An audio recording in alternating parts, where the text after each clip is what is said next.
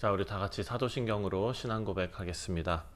전능하사 천지를 만드신 하나님 아버지를 내가 믿사오며 그 외아들 우리 주 예수 그리스도를 믿사오니 이는 성령으로 잉태하사 동정녀 마리아에게 나시고 본디오 빌라도에게 고난을 받으사 십자가에 못 박혀 죽으시고 장사한 지 사흘 만에 죽은 자 가운데서 다시 살아나시며 하늘에 오르사 전능하신 하나님 우편에 앉아 계시다가 저리로서 산 자와 죽은 자를 심판하러 오시리라. 성령을 믿사오며 거룩한 공예와 성도가 서로 교통하는 것과 죄를 사하여 주시는 것과 몸이 다시 사는 것과 영원히 사는 것을 믿사옵나이다. 아멘. 찬송가 327장 주님 주실 화평 함께 찬송하겠습니다.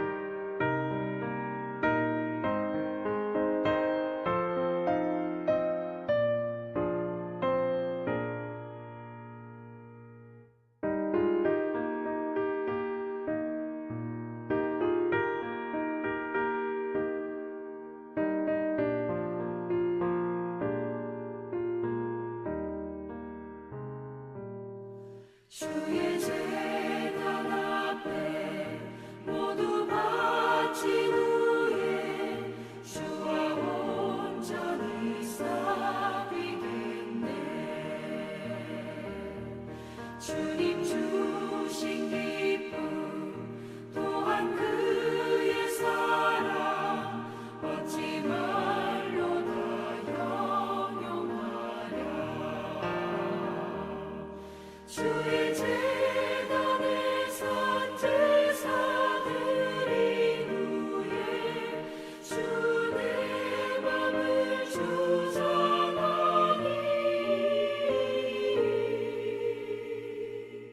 주의 뜻을 따라 그와 동행하며 영생 복락을 누리게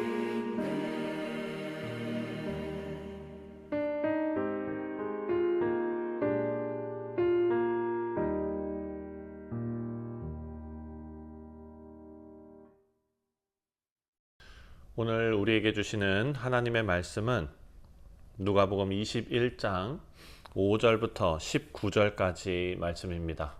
어떤 사람들이 성전을 가리켜 그 아름다운 돌과 헌물로 꾸민 것을 말하며 예수께서 이르시되 너희 보는 이것들이 날이 이르면 돌 하나도 돌 위에 남지 않고 다 무너뜨려지리라. 선생님이요, 그러면 어느 때에 이런 일이 있겠사오며 이런 일이 일어나려 할 때 무슨 징조가 있사오리까? 미혹을 받지 않도록 주의하라. 많은 사람이 내 이름으로 와서 이르되 내가 그라하며 때가 가까이 왔다 하겠으나 그들을 따르지 말라. 난리와 소요의 소문을 들을 때 두려워하지 말라. 이 일이 먼저 있어야 하되 끝은 곧 되지 아니하리라. 민족이 민족을, 나라가 나라를 대적하여 일어나겠고 곳곳에 큰 지진과 기근과 전염병이 있겠고 또 무서운 일과 하늘로부터 큰 징조들이 있으리라. 이 모든 일 전에 내 이름으로 말미암아 너희에게 손을 대어 박해하며 회당과 옥에 넘겨주며 임금들과 집권자들 앞에 끌어가려니와 이 일이 도리어 너희에게 증거가 되리라. 그러므로 너희는 변명할 것을 미리 궁리하지 않도록 명심하라. 내가 너희의 모든 대적이 능히 대항하거나 변박할 수 없는 구변과 지혜를 너희에게 주리라. 심지어 부모와 형제와 친척과 벗이 너희를 넘겨주어 너희 중에 며칠 죽이게 하겠고 또 너희가 내 이름으로 말미암아 모든 사람에게 미움을 받을 것이나 너희 머리털 하나도 상하지 아니하리라. 너희의 인내로 너희 영혼을 얻으리라.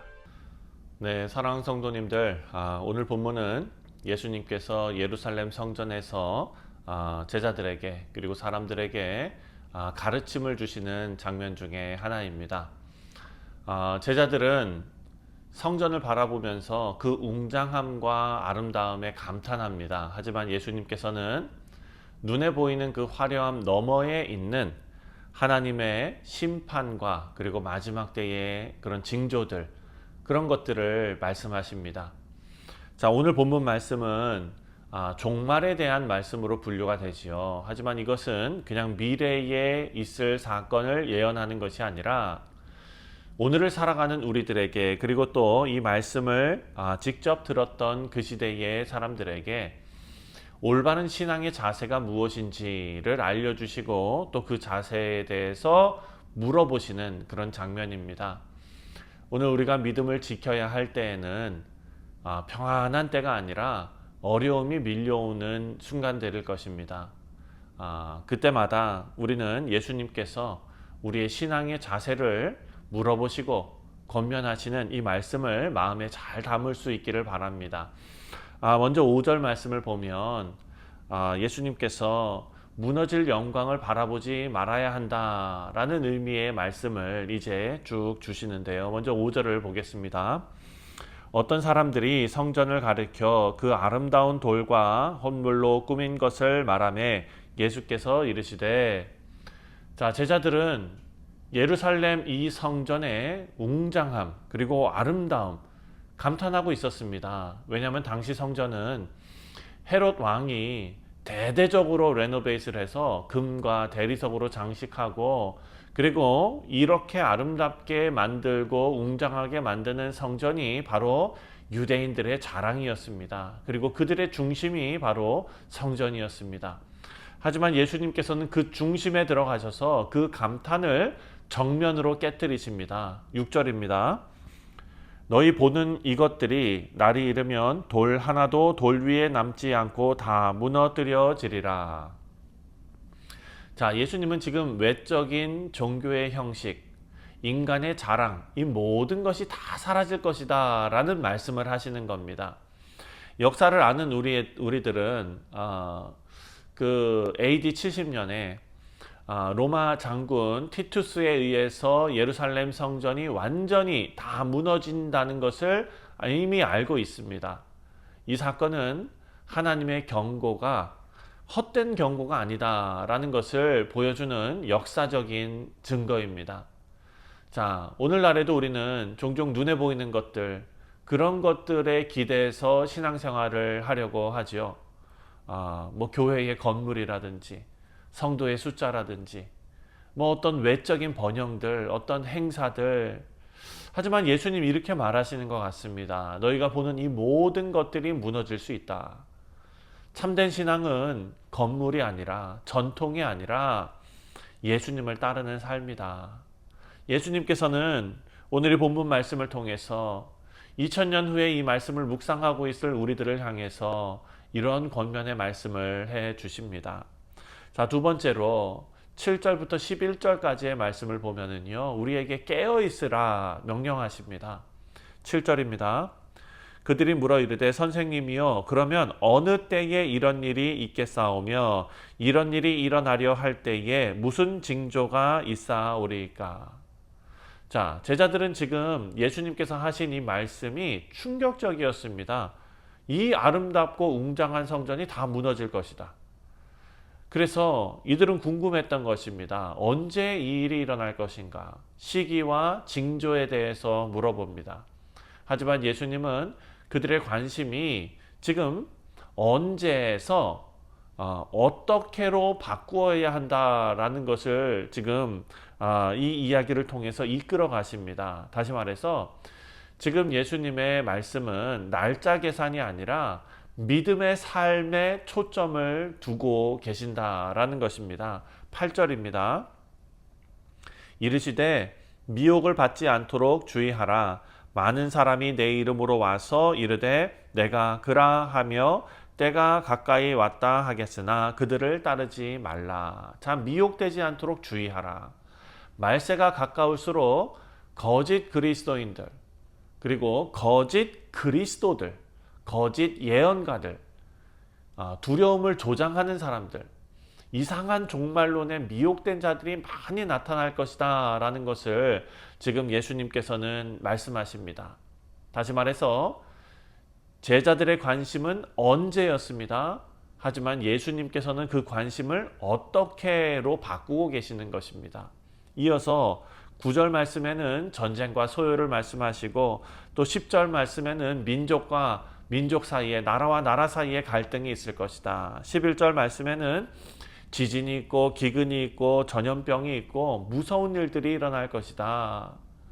자, 이런 것들은 모두 세상의 그런 불안정함과 그리고 죄의 결과로 나타나는 징조들입니다. 하지만 예수님께서는 이런 일들이 끝이 아니라 시작이다 라고 말씀하십니다.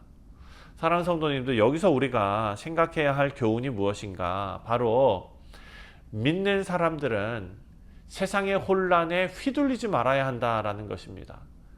여러분, 우리는 지금 얼마나 많은 혼란을 겪고 있습니까? 우리가 두고 온 조국 대한민국도 마찬가지고 이 미국 땅도 마찬가지입니다. 전 세계가 혼란 가운데 있습니다. 하지만 믿음의 사람은 세상의 혼란에 휘둘리지 않고 말씀 안에 깨어 있어야 한다라는 것이 우리 주 예수 그리스도의 가르치심입니다.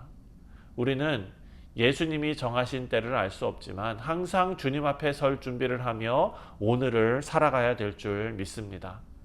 자, 세 번째로 12절부터 19절까지는요. 끝까지 견디는 자가 구원을 얻는다라는 말씀을 하십니다.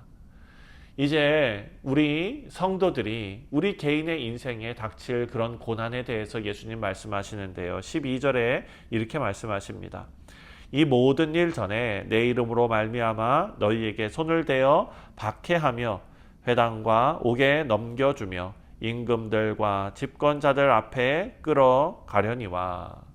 자, 예수님을 따르려고 하는 자들, 다시 말해서 신앙을 지키려고 하는 자들에게는 핍박과 배척의 길이 있을 것이다 라고 미리 경고하십니다.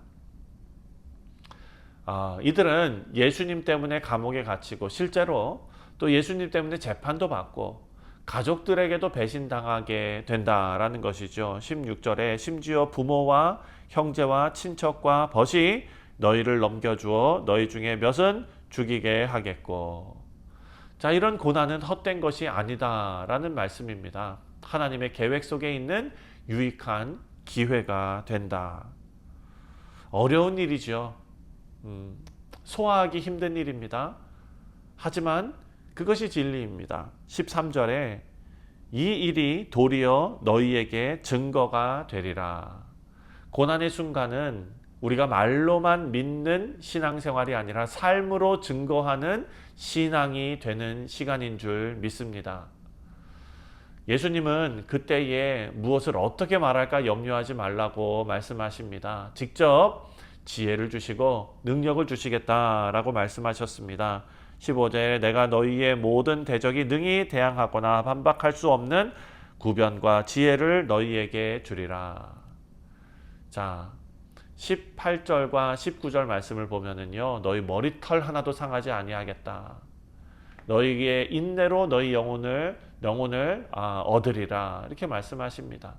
사랑하는 성도님들, 이 말씀은요, 우리 성도들에게 하나님께서 외적인 안전을 보장해 주시겠다 약속하시는 말씀으로 받으면 안 됩니다. 이것은 궁극적인 구원과 우리 인생 자체가 하나님의 보호 아래에 있다라는 약속입니다. 우리가 살아가며 이 땅에 썩어질 육체는 상할지라도 우리가 잠깐 살아가는 나그네와 같은 삶에서 고난을 당할지라도 하나님께서 우리의 생명과 영혼을 지키신다라는 선언입니다. 19절 말씀을 읽겠습니다. 너희의 인내로 너희 영혼을 얻으리라. 자, 믿음은 감정이 아니라 끝까지 버티는 인내입니다. 고난 속에서도 예수님 부인하지 않고 하나님 말씀 붙잡고 한 걸음 한 걸음 나아가는 우리 성도님들과 같은 그런 인생, 그것이 바로 구원에 이르는 인생인 줄 믿습니다. 사랑하는 성도님들, 우리의 믿음을 준비해야 될 것입니다. 예수님께서는 오늘 본문 통해서 제자들에게 그리고 이 말씀을 묵상하는 우리 모두에게 귀한 가르침을 주십니다. 오늘 우리는 세 가지를 생각했습니다. 첫 번째가 무너질 것들을 기대하지 말고 영원한 것을 붙잡으라 라는 것이죠. 성전이 아무리 화려해도 인간의 자랑, 인간이 쌓은 업적, 이 모든 것들은 다 무너질 것입니다. 우리는 눈에 보이는 영광이 아니라 하나님 나라, 그 말씀의 삶의 중심을 두어야 한다라는 말씀입니다. 두 번째로 말씀하신 것은 종말의 징조 앞에서 두려워하지 말고 우리가 해야 할 것은 깨어 있어야 한다라는 것입니다.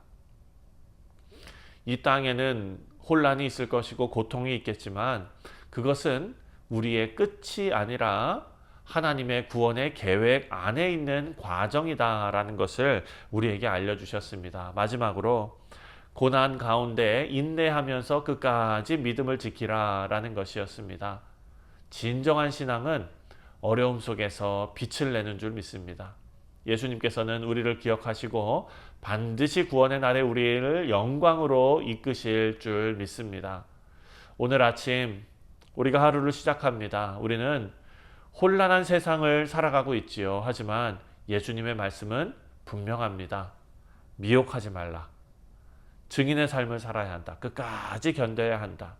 사랑하는 성도님들, 오늘 아침에 이 말씀을 마음에 담으시고 주님 다시 오심을 믿음으로 준비하며 끝까지 믿음 지키는 우리 뉴욕 성실장로교회 모든 성도님들 되시기를 주님의 이름으로 축원드립니다. 기도하겠습니다. 하나님 아버지, 감사합니다. 우리 안에 심어놓으신 이 믿음이 열매를 맺어 이 혼란 가운데, 어려움 가운데, 고난 가운데 흔들리는 이 세상 속에서도 우리가 두려워하지 않고 인내로 믿음을 지켜내는 귀한 믿음의 백성들 다 되게 하여 주옵소서. 감사드리오며 예수님의 이름으로 기도하옵나이다. 아멘. 하늘에 계신 우리 아버지여, 이름이 거룩히 여김을 받으시오며 나라가 임하시오며 뜻이 하늘에서 이루어진 것 같이 땅에서도 이루어지이다. 오늘 우리에게 일용할 양식을 주시옵고 우리가 우리에게 죄 지은 자를 사하여 준 것 같이 우리 죄를 사하여 주시옵고 우리를 시험에 들게 하지 마시옵고 다만 악에서 구하시옵소서. 나라와 권세와 영광이 아버지께 영원히 있사옵나이다. 아멘. 네, 사랑하는 성도님들, 오늘 목요일은 우리가 함께 신앙생활하는 교우들을 위해서 기도하는 날입니다.